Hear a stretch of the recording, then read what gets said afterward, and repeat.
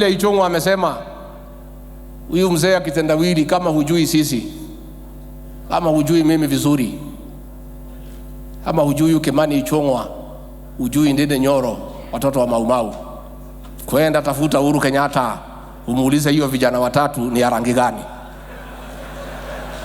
Si huyu Kenyatta alikuwa kwa mamlaka, tukamwambia atembee, alienda nyumbani na aibu. Na sisi tulimwambia Uhuru Kenyatta, huwezi kutuletea mtu ya kuharibu mali, mtu ya kuchokora Kenya. Alisubua baba yako, amesubua Kibaki, amesumbua Moi, amekusumbua, ati tuletee tuunge mkono.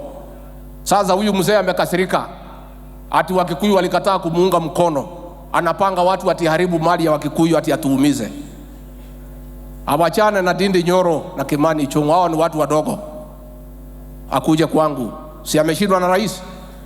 Sasa akuje kwangu ndio tuelezeane maneno mawili matatu. Sisi tunapenda wazee, tutamwambia maneno mbili tatu.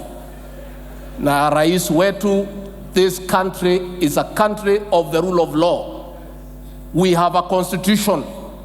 We cannot violate the constitution by engaging a leader, engaging in criminal acts into a discussion.